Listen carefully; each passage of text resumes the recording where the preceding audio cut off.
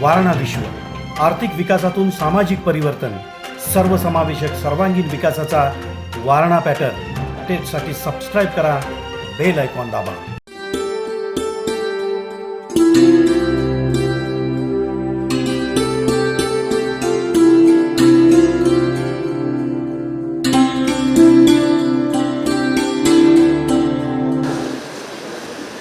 कोल्हापूर जिल्ह्याच्या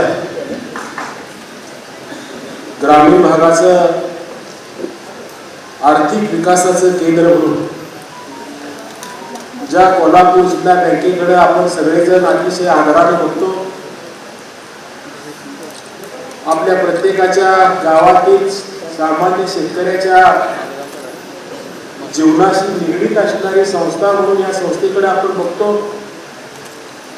या संस्थेच्या पंचवार्षिक निवडणुकीच्या निमित्तानं पन्हाळा तालुक्यातून विकास सोसायट्या असतील, पतसंस्था असतील, दूध संस्था असतील, प्रक्रिया संस्था असतील, या विविध संस्थांच्या माध्यमातून सर्व सभासदांचे प्रतिनिधी म्हणून ज्यांना मतदार म्हणून या निवडणुकीत काही निर्णय घेण्याचा अधिकार आपण सगळ्यांनी दिला आहे, त्या सगळ्यांनी आज या ठिकाणी एकत्र यावं आणि या बँकेला कुठल्या विचारानं कसं पुढे न्यावं याच्याबद्दलच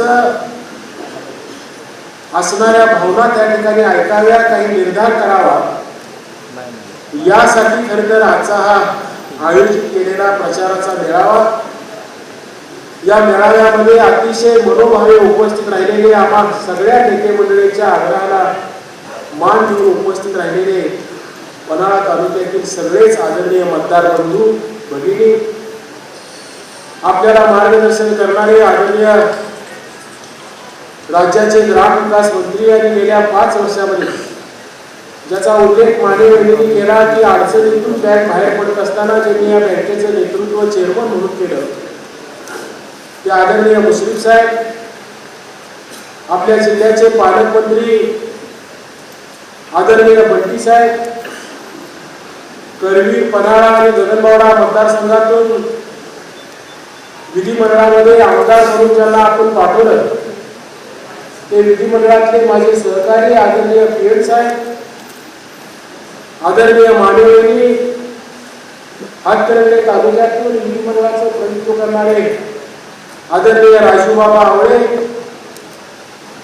खरं तर पन्हाळा तालुक्यातल्या आपल्या संघटनेला ज्यांनी मनापासून शक्ती देण्याचं काम केलं ते माझे सहकारी जिल्हा दूध संघाचे संचालक आदरणीय अमर भाऊ, व्यासपीठावर उपस्थित असणारे जिल्ह्यातले सगळेच प्रमुख कार्यकर्ते, आपले सगळे उमेदवार.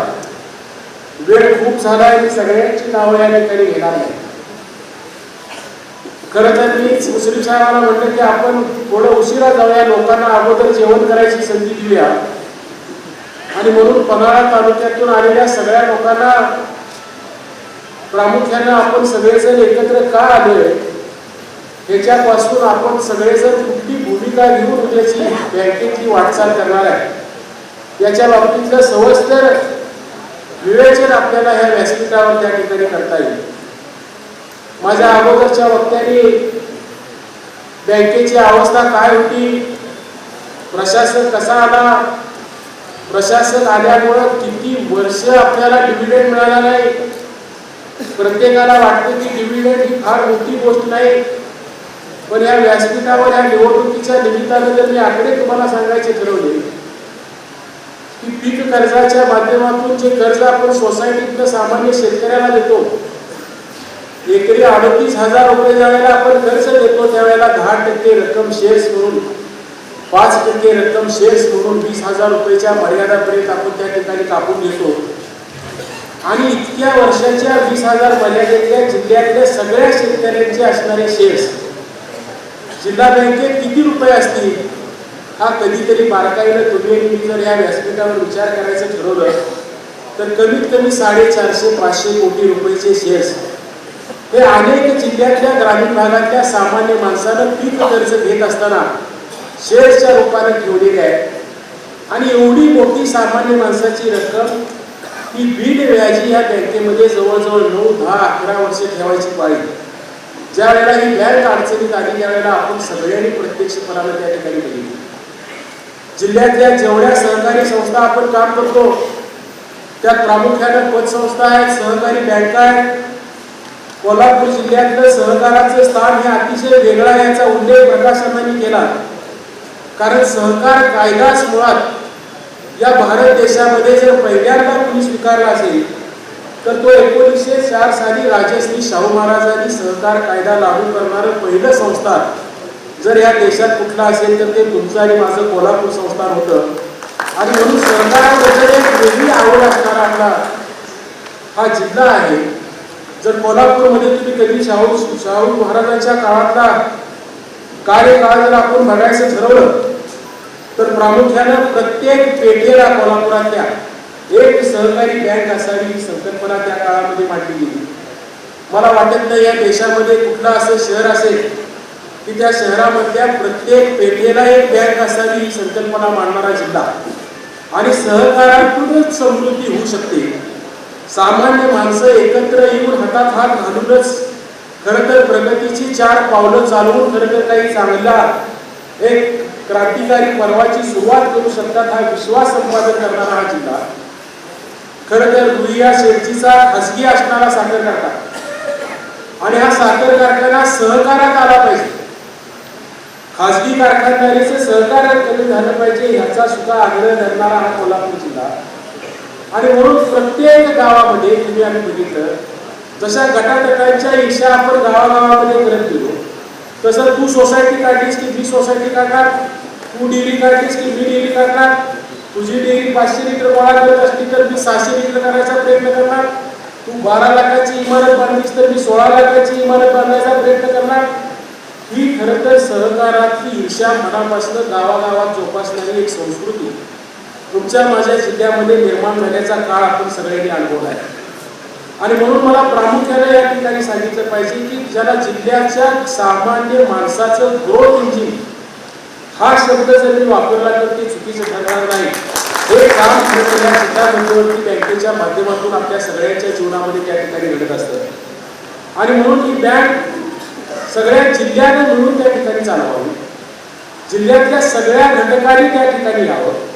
जिल्हा बँकेमध्ये कुठल्याही प्रकारचं राजकारण असू नये, कोण विरोधक असू नये, कोण सत्ताधारी पार्टीचा असू नये, ही भूमिका खरं तर आम्ही सगळ्या माणसांनी मांडायचा त्या ठिकाणी प्रयत्न केला. आणि एक चांगलं फॉर्म्युला खरं तर मी पुढाकार घेऊन त्यामध्ये काम करणारा एक कार्यकर्ता म्हणून एक चांगला फॉर्म्युला त्या ठिकाणी मांडायचा प्रयत्न केला की तालुक्यामध्ये गट आहेत तिथल्या निवडणुका होणार आहेत पण जिल्हा मतदान करणाऱ्या ज्या 9 जागा आहेत या 9 जागांना जर आपण या जिल्ह्यात काम करणाऱ्या प्रमुख पक्षांच्या मध्ये वाटायचं ठरवलं तर आपण या जिल्ह्यामध्ये एक सार्वजनिक एकमत करू शकू का हा विचार खरं तर मी त्या ठिकाणी मांडायचा प्रयत्न केला होता. आणि म्हणून या 9 जागांच्या मध्ये काँग्रेस पक्ष एक प्रमुख काम करणारा पक्ष आहे त्यांनी 2 जागा घ्याव्या. राष्ट्रवादी काँग्रेस पक्ष या जिल्ह्यामध्ये काम करणारा दुसरा प्रमुख पक्ष आहे त्यांनी 2 जागा घ्याव्या. शिवसेना एक प्रमुख काम करणारा या जिल्ह्यामधला पक्ष आहे त्यांनी 2 जागा घ्याव्या. आणि भारतीय जनता पक्ष आणि जनसुराज्य आमच्यासारखे पक्ष एक प्रमुख काम करणारे पक्ष आहेत त्यांनी 2 जागा घ्याव्या. शेतकरी कामगार पक्ष, शेतकरी संघटना यांच्यासारखे काम करणारे काही पक्ष आहेत त्यांना एखादी जागा देण्याचा आपण प्रयत्न करावा. आणि एक कोल्हापूर जिल्ह्याचं हे जे विकासाचं केंद्र आहे सार्वजनिक सामंजस्य ज्याचं काही राजकारण असेल त्याने बँकेच्या बाहेर करावं. आणि बँकेच्या त्या पवित्र सभागृहात येणारा या जिल्ह्यातल्या सामान्य लोकांच्या शेतकऱ्यांच्या प्रति आमच्या काही जबाबदाऱ्या प्रमुख नेते मंडळी म्हणून आहेत. आणि म्हणून आम्ही आमच्या प्रतिष्ठा बाजूला ठेवून आम्ही आमच्यातले मनभेद बाजूला ठेवून खरोखर कोल्हापूर जिल्ह्याचं हे ग्रोथ इंजिन हे देशातलं सगळ्यात शक्तिशाली केंद्र असलं पाहिजे, सगळ्यात शक्तिशाली इंजिन असलं पाहिजे या दृष्टीने आम्ही सगळेजण काम करू. ही भूमिका खरं तर मी त्या ठिकाणी मांडायचा प्रयत्न केला होता. मला कल्पना होती आज माझ्या पक्षात सुद्धा 10 लोक इच्छुक होते. एकाला कुणाला तरी संधी देणं शक्य होतं, 9 लोकांना नाराज करणं भाग होतं. प्रत्येक पक्षामध्ये अशी अवस्था असणार आहे. निवडणुकांच्या राजकारणामध्ये ज्या वेळेला सामंजस्याचा प्रयत्न लार्जर इंटरेस्टसाठी आपण करायचा प्रयत्न करतो, त्यावेळेला सगळ्यांना संधी देणं त्यावेळेला शक्य असतं असं नाही. आणि म्हणून त्यातल्या त्यात एक चांगला मार्ग काढण्याचा प्रयत्न आम्ही सगळेजण त्या ठिकाणी करत होतो. पण दुर्दैवानं त्याला यश आलं नाही आणि ह्या निवडणुका लागण्याचं चित्र आपण त्या ठिकाणी बघितलं. निवडणुका लागल्यानंतर खरं तर निवडणुका सहकारात आपण अनेक वेळेला करत असतो आणि या निवडणुकांच्या मध्ये सत्ताधारी पॅनलनं काय चुका केल्या प्रामुख्यानं हे लोकांना सांगायचं काम आपण करतो. सत्ताधारी पॅनलनं मागच्या 5 वर्षात काम करत असताना बँकेच्या कारभारात ह्या चुका केल्या, बँकेला आर्थिक अरिष्टात आणलं, बँक अजून चांगलं काम करू शकली असती ते सत्ताधारी लोकांनी केलं नाही आणि म्हणून आम्हाला बँकेत परिवर्तन आणायचं आहे. हे तत्वज्ञान लोकशाहीमध्ये मान्य असणारं निवडणुकांच्या राजकारणाचं तत्वज्ञान आहे. त्याची जाणीव तुम्हाला आणि मला आहे.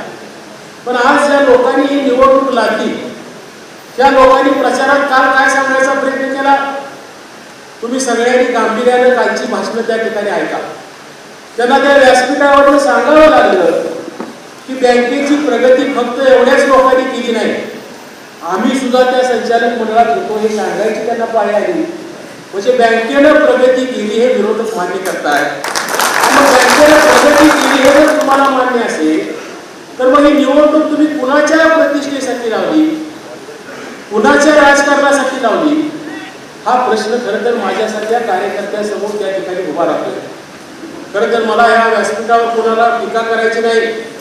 मी आजपर्यंत कुठल्या मेळाव्यात बोललो नाही, पण भट्टी साहेबांना आणि मुश्रीफ साहेबांना सांगेन की मी एक प्रयत्न केला की चंद्रदीप नरके साहेब माझ्याकडे त्याच्या मुलीच्या लग्नाची पत्रिका देणार आहे आणि त्या पत्रिका देण्याच्या कार्यक्रमा दिवशी एक सामंजस्याची भूमिका मांडणारा कार्यकर्ता म्हणून मी त्यांना विचारलं की तुम्हाला 3री जागा पाहिजे म्हणताय तर मी जरूर हा प्रयत्न 3ऱ्या जागेचा करेन.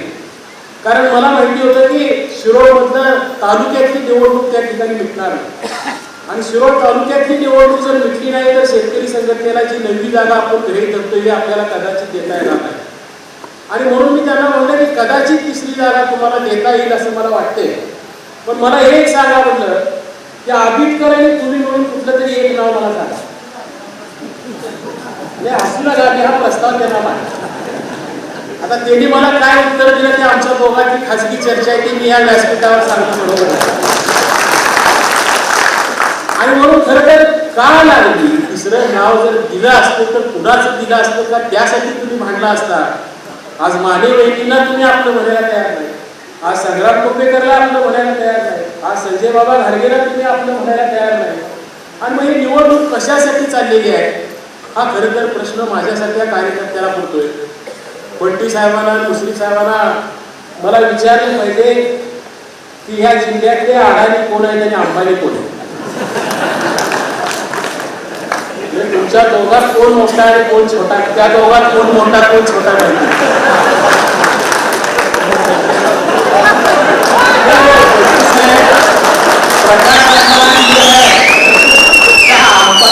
अडाणी पदवी कुणाला दिली सगळ्या जिल्ह्यांना काल समजून येईल. पण मी ती पदवी चांगल्या अर्थाने घेतली. कारण मी परवाच एक अतिशय चांगली मुलाखत आहे. आणि अडाणी आणि अंबानी नावं ठेवायच्या गोष्टी आहेत का? कधीतरी हा प्रश्न आपण स्वतःला विचारायचं जर ठरवलं. आज अंबानी कधीतरी आपण लांब कधी बघितलं नाही, पण कधी मी तुम्हाला सांगतो त्या जामनगरला जावा, अनेक ठिकाणी जावा, लाखो लोकांना रोजगारच्या माणसाने दिले, लाखो लोकांना. आज प्रचंड मोठी औद्योगिक उलाढाल या देशाच्या अर्थकारणाला गती देण्यासाठी त्यांनी तयार केली. त्या लोकांना फक्त चोर संबोधायचं का? त्या लोकांना मोठे आहेत म्हणून त्यांच्या जेलसीप्रती नावं ठेवायची का? त्यांची तुलना चांगल्या कार्यकर्त्यांशी करायचा प्रयत्न करायचा का? हे सुद्धा एक बेसिक तत्वज्ञान खरं तर ह्या मंडळींना तुम्ही आम्ही जिल्ह्यातल्या कार्यकर्त्यांनी समजून सांगितलं पाहिजे असं मला वाटतं. प्रामुख्यानं मला खरोखर कुणावर या ठिकाणी टीका करायची नाही, पण मी एवढंच ह्या व्यासपीठावर सांगणार आहे की काही संकल्प घेऊन मुस्लिम साहेब आपल्याला ही निवडणूक करावी लागेल. जसं विरोधकांनी सत्ताधारी पार्टीच्या त्रुटी सांगितल्या पाहिजेत तसं सत्ताधारी आपण मंडळीने आपण 5 वर्षात काय काम केलं आणि बँक कुठनं कुठपर्यंत आपण घेऊ शकलो. आज इन्कम टॅक्स भरायला लागणारी बँक 134 कोटीचा संचित तोटा गेल्यानंतर इतका मोठा नफा आपण केला की या देशामधल्या हातावर बोटावर मोजणाऱ्या ज्या बँका, सहकारी बँका इन्कम टॅक्स भरतात, त्यात कोल्हापूर जिल्हा बँकेला आपण त्या ठिकाणी आणू शकलो. खरं तर तुम्ही काही चांगल्या गोष्टी, हा पन्हाळ्याचा मेळावा आहे म्हणून 2 मिनिटं वेळ गेला तरी मला सांगावं लागेल की पहिल्या मीटिंगला बँकेच्या संचालक मंडळानं निर्णय घेतला की संचालक मंडळानं बँकेकडे गाडी मागायची नाही. मुश्रीफ साहेबांनी सांगितलं, मी चेअरमन असलो तरी मी माझी स्वतःची गाडी घेऊन येणार, मी बँकेची गाडी वापरणार नाही. दुसरी गोष्ट सांगितली, मीटिंगला यायचं असलं तर चहा शिवाय कुणी एक नाश्त्याचा खर्च सुद्धा त्या ठिकाणी मागवायचा, फोन बँकेचा वापरायचा नाही. आपण सगळेजण खरंच ह्या सामान्य माणसांचे प्रतिनिधी म्हणून काम करणार असलो तर आपण स्वतः ह्या आचारसंहिता पाळल्या पाहिजे. आणि त्याच्या पुढे मला सांगितलं पाहिजे की मुश्रीफ साहेबांचं कौतुक या व्यासपीठावर की वसुली करत असताना काय करायचं. सहकारात आपण गाव पातळीवर सुद्धा विचार करतो की वसुलीची ज्या वेळेला वेळ येते त्यावेळेला वाईटपणा कोणी घ्यायचा, तो उलटा गेला तर काय, त्यानं मला शिव्या दिल्या तर काय, उद्या कुठल्या इलेक्शन मध्ये मी उभारणार असतो त्यावेळेला त्यानं तो राग डोक्यात ठेवला तर काय. आपण या सहकारी संस्था चालवत असताना तुमच्या माझ्या समोर अशी 10 वेळेला विचारेल. आणि मुश्रीफ साहेबांनी तो सगळा मुलाहिजा बाजूला ठेवला आणि त्यांनी सगळ्या कर्जदारांना सांगितलं, ज्यांची कर्ज थकली होती, की तुम्ही वेळेत कर्ज भागवा, नाहीतर मी हलगी ताशा घेऊन तुमच्या दारात वसुलीला येणार. आणि मुश्रीफ साहेबांसारखा माणूस बँकेच्या 10 लोकांना हलगी आणि ताशा घेऊन जायला एखाद्याच्या दारात जायची पाळी. तुम्ही विचार करा, तुमच्या माझ्या दारात जर असा कोण वसुलीला आला तर त्या समाजात आपली प्रतिष्ठा काय आहे. ज्याच्या दारात जिल्हा बँकेच्या सामान्य ठेवीदाराच्या हिताचे रक्षण करण्यासाठी हा वाईटपणा घेऊन बँकेचा चेअरमन गेला असेल, आज ती माणसं कुठेही असतील, ती चेअरमनला आम्हा संचालकांना चांगलं म्हणत असतील का. हा वाईटपणा सार्वजनिक जीवनात सुद्धा ज्या वेळेला लार्जर इंटरेस्ट निर्माण होतो त्यावेळेला तो वाईटपणा घेण्याची आपली तयारी असली पाहिजे. ही भूमिका खरं तर ह्या सहकारी संस्था चालवत असताना या मंडळींनी त्या ठिकाणी जपली. आणि म्हणून मी काय काम झालं हे सांगत असताना मला सांगितलं पाहिजे, हे चांगलं आपण मानणारच आहे, विरोधक तर आपल्याला चांगलंच म्हणताय, पण आज ह्याच्या 5 वर्षात येणाऱ्या काळामध्ये मुश्रीफ साहेब तुम्ही जे प्रत्येक ठिकाणी सांगायचा प्रयत्न करताय की 7,000 कोटीच्या ठेवी आता आपल्या झालेल्या आहेत आणि येणाऱ्या काळामध्ये आम्ही त्या 10,000 कोटी रुपये त्या ठिकाणी करणार आहे. कोल्हापूर जिल्हा बँक ही जवळजवळ 200 कोटी रुपये नफा कमवू शकेल. या पातळीवर ह्या 5 वर्षात आपल्या बँकेचं काम नेण्याचं काम आपण करणार आहे. पण ह्या घोषणा सोडून सुद्धा अजून काही चांगल्या गोष्टी आपल्याला करता येतील का. काही चांगले संकल्प आपल्या नवं पॅनेल जे आपण लोकांच्या समोर घेऊन निघालो त्या लोकांच्या समोर अजून काही चांगल्या भूमिका आपल्याला मांडता येतील का, हा विचार माझ्यासारख्या कार्यकर्त्याला ह्या व्यासपीठावर तुमच्या समोर मांडायचा. मला आपल्या सगळ्यांना सांगितलं पाहिजे की बँक पतसंस्था या विषयाकडे ज्या वेळेला आपण बघायचो त्यावेळेला प्रामुख्यानं ठेवीला चांगला व्याजदर देणं, ठेवीदारांच्या ठेवींचं रक्षण करणं आणि हे करत असताना चांगल्या कर्जदारांना कर्ज देणं आणि कर्जाच्या आणि ठेवीच्या व्याजामधला जो फरक आहे त्याच्यामधल्या नफ्यामध्ये ती संस्था चांगल्या पद्धतीने चालवते. हे काम बँकेनं करायचं असतं, अशा प्रकारची संकल्पना आज आपण बघत आहोत. पण आज जसा काळ बदलत निघाला त्या बदललेल्या काळामध्ये बँक ही खरं तर एक सेवा देणारं प्रमुख केंद्र म्हणून पाहते. आणि म्हणून बँक जर सेवा देणारं प्रमुख केंद्र बनणार असेल तर मग आपल्या बँकेला या सेवा आपल्या सभासदांच्यासाठी देता येतील का, कुठल्या कुठल्या क्षेत्रामध्ये आपल्याला चांगले काम करता येईल, हा विचार खरं तर माझ्यासारख्या कार्यकर्त्याच्या मनामध्ये येतोय. बंटी साहेबांना आणि मुश्रीफ साहेबांना मी एक गोष्ट सांगेन की कोल्हापूर जिल्हा दूध संघामध्ये जनावरांच्या विम्याची एक योजना आहे आणि त्या योजनेमध्ये आपण 1400 रुपये 2 जनावरांच्यासाठी शेतकऱ्यांकडून त्या ठिकाणी घेतो. आम्ही वारणा दूध संघामध्ये त्या योजनेचा अभ्यास केला. जिल्हा दूध संघ 400-500 रुपये घालतो आणि उत्पादकांकडून आपण 700-800 रुपये देतो.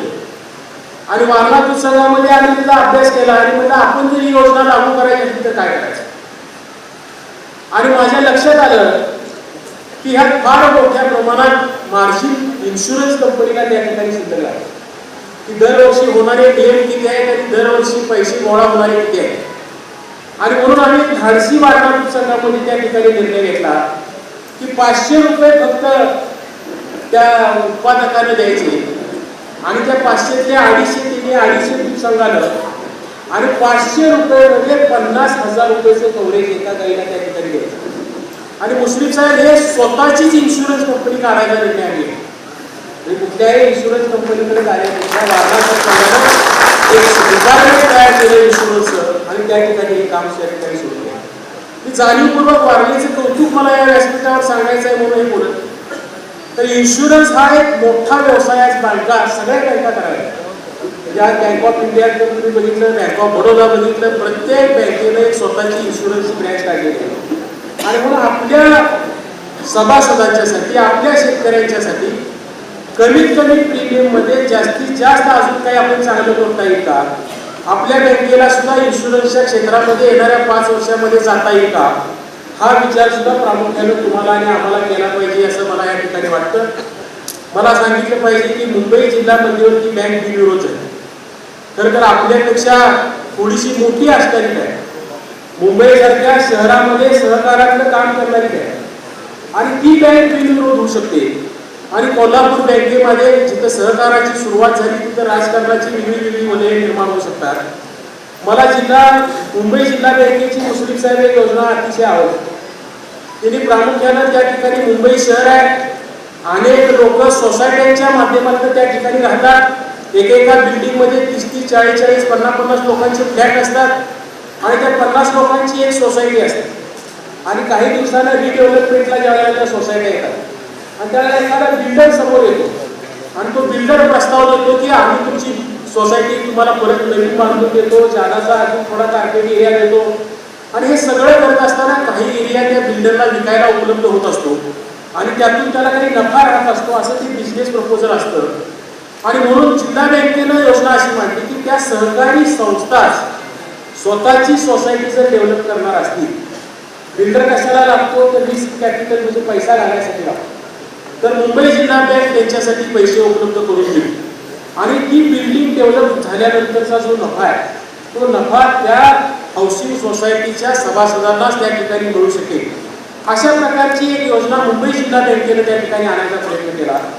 आज कोल्हापूर शहर आहे, इचलकरंजी शहर आहे, काही नवी डेव्हलप होणारी शहर आहेत, अनेक हाऊसिंग सोसायट्या रिडेव्हलपमेंटच्या माध्यमातून ह्या सगळ्या क्षेत्रात काम करतायत आणि म्हणून त्या सगळ्या क्षेत्रामध्ये सुद्धा आपल्याला हे काम करता आलं.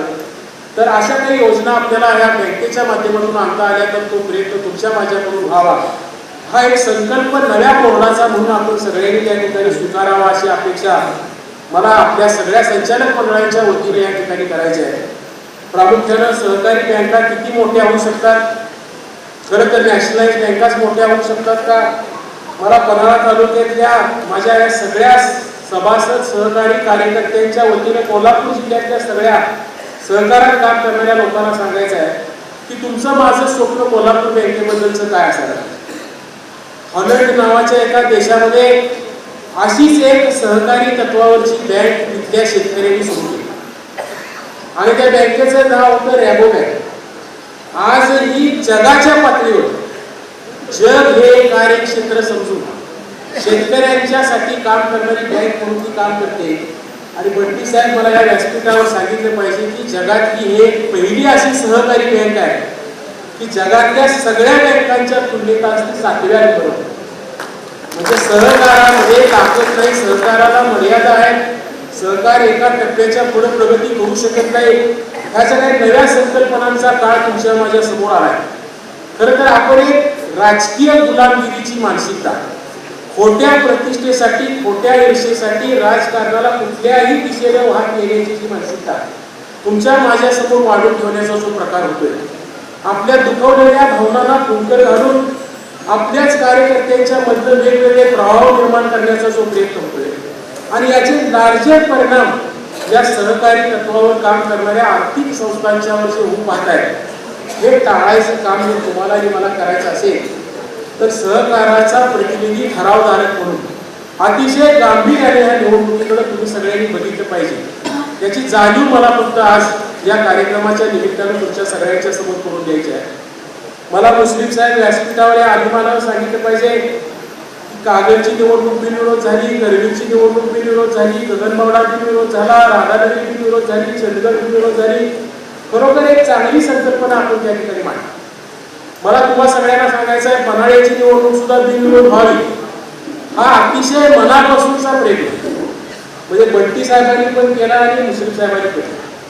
हे माझ्या समोर म्हणजे आपल्या विरोधातल्या उमेदवाराला त्या दोघांनी फोन लावला. मला वाटते के.पी. पाटलांची निवडणूक सुद्धा बिनविरोध व्हावी यासाठी या दोघांनी प्रयत्न केला. म्हणजे आज आपल्या कुणातरी असं वाटत असलं किंवा जिल्ह्यातल्या सगळ्या निवडणुका बिनविरोध करायला सावकर प्रयत्न करतायत आणि सावकारांची बिनविरोध करायला कुणी प्रयत्न केला नाही. पण असं वस्तुस्थिती तशी नाही आहे. प्रत्यक्षात सगळ्यांनी प्रयत्न केला, दुर्दैवानं ते होऊ शकलं नाही. निवडणूक ही लोकशाहीमध्ये अपरिहार्य असते. काही वेळेला बिनविरोध निवडून येण्यापेक्षा निवडून आणलेल्याला सुद्धा जास्त महत्व असते. बंटी साहेब म्हणणार आता तुम्हीच मला हे सांगा.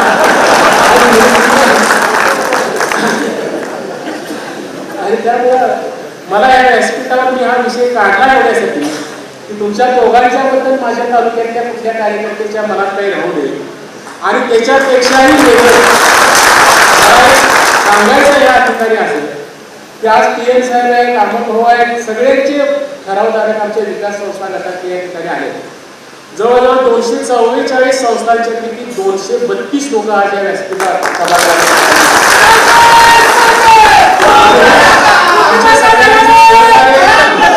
आमच्या सगळ्यांचं एकमेकात असणारं प्रेम ऋणानुबंध ह्याच्यापेक्षा जास्त मी ह्या सगळ्यांना तुमच्या समोर प्रश्न विचारला.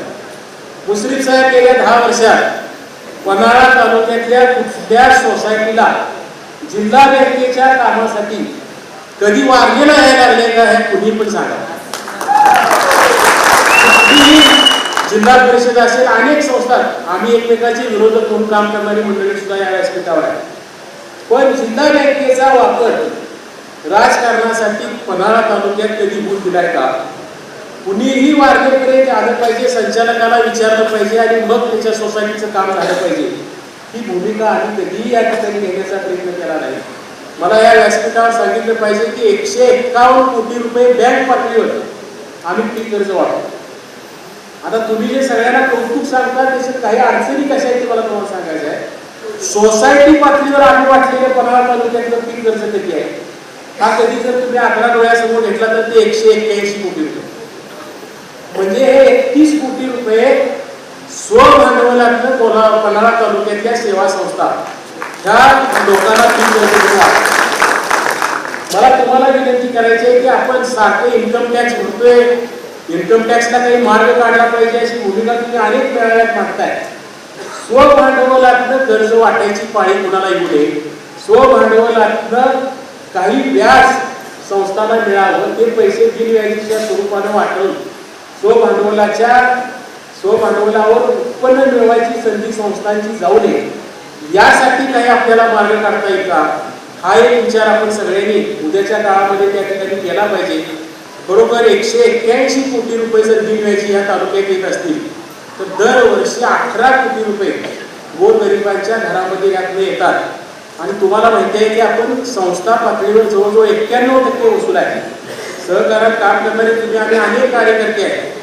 मी अनेक राष्ट्रीय बँकांच्या बरोबर काम करणारा कार्यकर्ता आहे. मला तुम्हाला व्यासपीठावर सांगितलं पाहिजे की 2, 2.5, 3 वर्ष आपण सुद्धा अडचणीतनं वारणा कारखाना गेला. मला जाणीवपूर्वक ह्या व्यासपीठावर त्याचा उल्लेख केला पाहिजे की मुस्लिम साहेबांनी वारणेलाच त्याचं बाकीच्या कुठल्या कारखान्याचं नाव घेतलं तर ते म्हणजे मी चुकीचं बोललो, राजकारणासाठी बोललो असं नाही. पण वारणा कारखान्याला सुद्धा या अडचणीतनं बाहेर पडत असताना कसा मार्ग काढता येईल ही मनापासूनची भूमिका घेतली आणि त्या अडचणीच्या काळात खरं तर मदतीचा हात दिला. आणि म्हणून मुस्लिम साहेब तुम्हाला सांगेल की आज बहुतेक आमच्या कारखान्याच्या जवळजवळ काल 18 जागा तर बिनविरोध काल झाल्या होत्या अर्ज भरायच्या शेवटच्या दिवशी. आता छाननी चालू आहे. छाननी झाल्यावर बहुतेक सगळेच कारखाना सुद्धा कदाचित बिनविरोध होईल अशी परिस्थिती आहे. या अडचणीतून आम्ही बाहेर आलो. पण त्या अडचणीच्या काळात जी मदत झाली ती आम्ही विसरू शकत नाही. आणि म्हणून येणाऱ्या 3 वर्षाच्या काळात जिल्हा बँकेचं सगळं कर्ज परत द्यायचं असं नियोजन आम्ही आज कारखान्याच्या सुद्धा व्यासपीठावर त्या ठिकाणी केलेलं आहे. आणि म्हणून अनेक संस्थांना मदत देणारी संस्था. पण मी हा कारखान्याचा उल्लेख एवढ्यासाठी केला की ज्यावेळेला 30 जून येतो त्यावेळेला विकास संस्था चालवणारे अनेक लोक आहेत. अनेक वेळेला कारखान्याचे बिल आलेलं नसते, कुणास तर वसूल आलेला नसतो. मला तुम्हाला प्रश्न विचारायचा आहे की त्या संस्थेचा चेअरमन आणि त्या संस्थेचा सेक्रेटरी, ज्या संस्थेचा पीक कर्जाचा फायनान्स 2 कोटी रुपये आहे, ती दोघं जण ते शेवटचे 2-3 दिवस एकत्र बसतात. तिकडनं कुठनं तर 4-5 लाख रुपये आणतात. ते भरायचं काढायचं भरायचं काढायचं 30 दिवसात सगळं गाव फिरून होते. अशी सोय कुठल्या शहरातल्या बँकेत आहे भाऊ. तर आपल्याला घरच्या एखाद्या गोष्टीची किंमत नसते. आता मी काम करते म्हणून तुम्हाला तुमच्या आमच्या जीवनात आपल्याला एखादी गोष्ट ऐकली मिळाली की काही वेळेला त्याची जाणीव नसते. पण अतिशय मोठं योगदान ह्या संस्थांचं आहे आणि म्हणून ह्या संस्था अजून मोठ्या केल्या पाहिजे ही संकल्पना मला आपल्यासमोर मांडायची आहे. जिल्ह्याबाहेर मुस्लिम साहेब आपल्याला कर्ज द्यायला परवानगी आहे. जिल्ह्याबाहेर आपल्याला शाखा करायला परवानगी मिळेल का? आज मुंबई शहरामध्ये मी कोल्हापूरवासियांना एकत्र करायचा प्रयत्न केला होता. मला बंटी साहेब या व्यासपीठावर अभिमानानं सांगितलं पाहिजे की कोल्हापूर जिल्ह्यातनं जाऊन मुंबईत राहिलेली जी लोक आहेत आणि त्यांनी मुंबईमध्ये ज्या पतसंस्था काढल्या त्यात मला माहिती असणाऱ्या किमान 60 पतसंस्था अशा आहेत की ज्या 300 कोटीपेक्षा जास्त फी आहेत. म्हणून आपल्याला तिथं जाऊन त्यांना सुद्धा आपल्या या विकासाच्या प्रक्रियेमध्ये सहभागी करून घेता येईल का हाही विचार करावा. आणि मुश्रीफ साहेब ही काहीतरी धाडसी आणि वेगळं मांडायचा प्रयत्न करतो आणि म्हणून ती भूमिका सांगतो की तुम्ही या व्यासपीठावर मान्य करावी अशी माझी अपेक्षा नाही आहे. पण आपण सगळ्यांनी म्हणून येणाऱ्या संचालक मंडळात त्याचा विचार करूया की थकीत कर्ज ज्या वेळेला जातात आणि त्या थकीत कर्जाचे आपल्याला बॅलन्स शीटला 100% प्रोव्हिजन करावे लागतं आणि ती 100% प्रोव्हिजन केली की आपल्याला तो तोटा आपल्या नफ्यातनं ती प्रोव्हिजन त्या ठिकाणी करावी लागते. त्याला मार्ग काढायचा म्हणून खरं तर आज देशाच्या पातळीवर किंवा जगाच्या पातळीवर ज्या पद्धतीने बँकिंग क्षेत्रात काम केलं जातं तिथं ॲसेट मॅनेजमेंट कंपनी नावाच्या काही कंपन्या त्या ठिकाणी निर्माण केल्या जातात आणि ह्या कंपन्या बँकांचा NPA खरेदी करतात आणि हा ARC आणि हा NPA खरेदी करत असताना काही वेळेला ते 50% करत असतील, 60% करत असतील, कमी पैशात करतात. पण बँकेला त्या वर्षामध्ये तेवढी तरतूद नफ्यातनं करावी लागत नाही आणि बँकेनं फक्त कर्ज चांगल्या कर्जदारांना देण्याचं काम करावं आणि खास वसुलीचं काम करण्यासाठी एक वेगळी यंत्रणा अस्तित्वात आणावी. दोन्ही कामं एकत्र करत असताना ज्या अडचणी येतात अशी कोल्हापूर जिल्ह्यात काम करणाऱ्या सगळ्या सहकारी बँकांच्यासाठी, सगळ्या पतसंस्थांच्यासाठी म्हणजे आपण जर हात उघडली तर कोल्हापूर जिल्ह्यात काम करणाऱ्या सगळ्या सहकारी बँकांनी आणि सगळ्या पतसंस्थांनी, सगळ्या सहकारी बँकांना आपण सांगितलं की बाबा 50-50 लाख रुपयांचे शेअर भांडवल घ्या. सगळ्या 100 कोटीच्या वरच्या संस्थांना सांगितलं की 10-10 लाखाचं शेअर कॅपिटल घ्या. आपण जिल्हा बँकेच्या वतीनं 10-15 कोटीचं शेअर कॅपिटल घातलं तर 101 कोटी रुपयाचं शेअर कॅपिटल घेऊन हा देशातला पहिला प्रयोग होऊ शकतो की कोल्हापूर जिल्ह्यातल्या सगळ्या आर्थिक संस्थांच्यासाठी एक ॲसेट रिस्ट्रक्चरिंग कंपनी स्थापन करून सहकाराला नवा आदर्श देणारा जिल्हा सुद्धा कोल्हापूर जिल्हा ठरेल. आणि हा संकल्प आज नफ्यात वाटचाल करणाऱ्या आपल्या बँकेच्या माध्यमातून आपण करूया का याचा सगळा अभ्यास आपण करूया. इन्शुरन्स आपण करूया. कारण मी या व्यासपीठावर सांगेन की बँका फार शक्तिशाली होत जाणार. राजकीय मतभेद बंटी साहेब तुमचे माझे किती जरी असले, आपण ज्या नोटा बंद केल्या की नोटबंदी फसली का यशस्वी झाली याच्यावर आपण वादविवाद अनेक आहेत.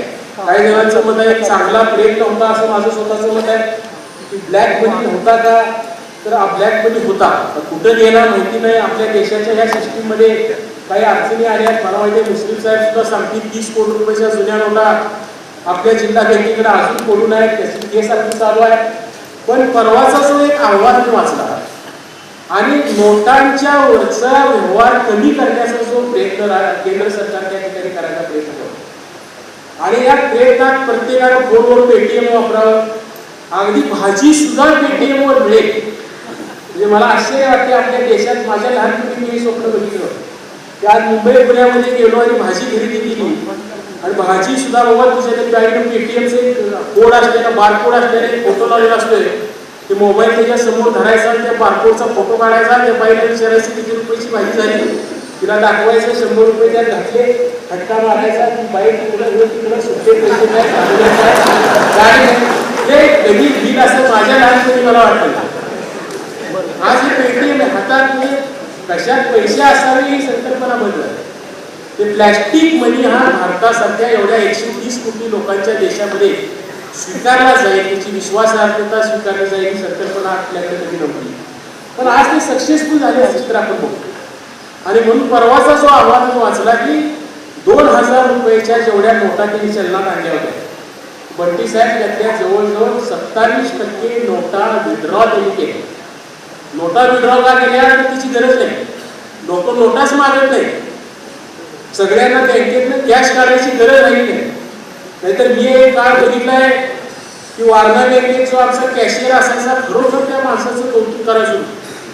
ते दिवसभर नुसता झाड झाड झाड आली अशी पाळी लागलेली असायची. त्या तो सुद्धा बँकिंगचा काळ आपण बघितला. कॅशियरकडे पाळी लागून पैसे घेण्याचा काळ आणि हाताने पैसे मोजून द्यायचे, संध्याकाळी हाताने दिलीच मारून त्याचा ताळेबंद करायचा काळ. त्या बँकेच्या काळातून आज बसल्या बसल्या जगात कुठेही व्यवहार करू शकणारा काळ आपण अनुभवतोय. आणि ह्या नव्या काळामध्ये आज आपण सगळ्यांनी पुढाकार घेऊन काम करत असताना कोल्हापूरचं हे अग्रेसरपण याही सगळ्या बाबतीत टिकवण्याचं काम आपल्याला करता यावं ही अपेक्षा मी आपल्या सगळ्यांच्याकडून करतो. आपल्या सगळ्या पन्हाळा तालुक्यातल्या मतदारांच्या वतीनं मी जिल्ह्यातल्या सगळ्या मंत्र्यांना सांगतो की पन्हाळ्याची पेटी फोडता आली तर सेपरेट फोडा.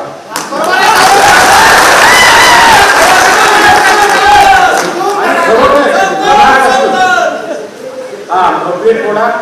आज या ठिकाणी जसं सोसायटी गटाने सांगितलं 110 पतसंस्था आमच्याकडे आहेत. आज इथं माझ्यासमोर 87 ठराव खाजले आणि प्रामुख्याने 94 पन्हाळा तालुक्यातल्या पतसंस्था गटात तुम्हाला प्रक्रिया गटाची मुस्लिम साहेब फार मोठी भीती तुम्ही घालताय. आमच्या संघटनेच्या 38 लोक या ठिकाणी आहेत. आणि मी काल PM साहेबांना विनंती केली, त्यांची नावं पण सांगतो. कसबा ठाण्याचा निवास मास्तर म्हणून एक कार्यकर्ता आहे, सरतेच सांगतो मुद्दाम सांगितलं. बाळासाहेबांना मला सकाळी फोन करून सांगितलं आणि PM साहेबांना सांगितलं तुमच्या ह्या चौघांना उद्या कार्यक्रमाला यायला परवानगी म्हणजे विनंती करा. आणि खरोखर PM साहेबांच्या विनंतीला मानून ती 14 जण आज या कार्यक्रमाच्या ठिकाणी आहेत. आणि मुस्लिम साहेबांनी आज बंटी साहेबांनी एक बैठक घेतली ज्याचा आश्चर्य पन्हाळा तालुक्याला वाटेल की अरुण नरके साहेब 3 तारखेला त्यांचे सगळे ठराव आले गोळा करणार आहेत आणि 3 तारखेला ह्या पॅनेलला जाहीर पाठिंबा देखील त्या ठिकाणी देणार आहे. आणि म्हणून ते बघण्यासारखं पन्हाळा तालुक्यातून ह्या निवडणुकीमध्ये जिल्ह्याच्या राजकारणामध्ये निर्माण करता येईल असं मला वाटतंय. कुणीतरी एक बातमी छापून आणली की मला चेअरमन करावं. या व्यासपीठावर सगळ्यांच्या समोर सांगतो की प्रचंड स्वतःचा व्याप असणारा मी माणूस आहे. लागेल ती सगळी मदत तुम्हाला करायला तयार आहे. आणि तुम्ही ज्या भानगडी मुस्लिम साहेब करू शकता चांगल्या जाऊ शकता, वाईट बनवू शकता, थोडं धाडस पण तुम्ही करू शकता काही वेळेला मदत करत असताना. आणि अवघड आहे काय स्वतः ज्या वेळेला काही खात्यांच्यावर या व्यासपीठावर सांगणं योग्य आहे. पण जसं आता मी वारणा कारखान्याला मदत केली म्हणून सांगितलं, काही ठिकाणी मदत करत असताना नाबार्ड ऑडिटमध्ये काही विषय काय. आणि मला वाटतं या महाराष्ट्रातला पहिला जिल्हा बँकेचा चेअरमन असेल की तो जाऊन नाबार्डच्या चेअरमनला भेटला आणि नाबार्डच्या चेअरमनला जाहीरपणाने त्यांनी सांगितलं की हा कारखान्याची सगळी प्रॉपर्टी जिल्हा बँकेकडे आहे, सगळं त्यांचे व्यवहार आमच्याकडे आहे. आज आम्हाला एक्सपोजर लिमिटमुळे जर त्या कारखान्याला आम्ही मदत केली नाही, तो कारखाना अडचणीत आला तर बँकेचं खातं पण अडचणीत येईल. त्या कारखान्यावर अवलंबून असणारे अनेक शेतकरी अवलंबून होतील. तुम्ही अशा टेक्निकल अडचणी आम्हाला निर्माण केल्या तर त्यातनं अडचणी वाढतील. हे नाबार्डच्या चेअरमनला समजून सांगून नाबार्डचं ऑब्जेक्शन काढू शकणार. ते ज्या गोष्टी चांगल्या आहेत त्या राजकारणाच्या पलीकडे जाऊन त्याला चांगलं म्हणायची कुवत सुद्धा आपली असली पाहिजे. आणि म्हणून अशा अनेक गोष्टी खरं तर ह्या ठिकाणी केल्या आहेत आणि त्यातून अजून चांगलं आपल्या सगळ्यांच्या हातून त्या ठिकाणी व्हावं. आमचा तालुका ह्या प्रक्रियेत मी सगळ्यांच्या वतीने सांगेन की अतिशय मोलाची साथ या सगळ्या कामात आपल्या सगळ्यांच्या पाठीशी उभा करेल एवढीच मनस्वी होईल त्या प्रचाराच्या कार्यक्रमात देतो आणि माझं मनोमत संपवतो. एकच विषय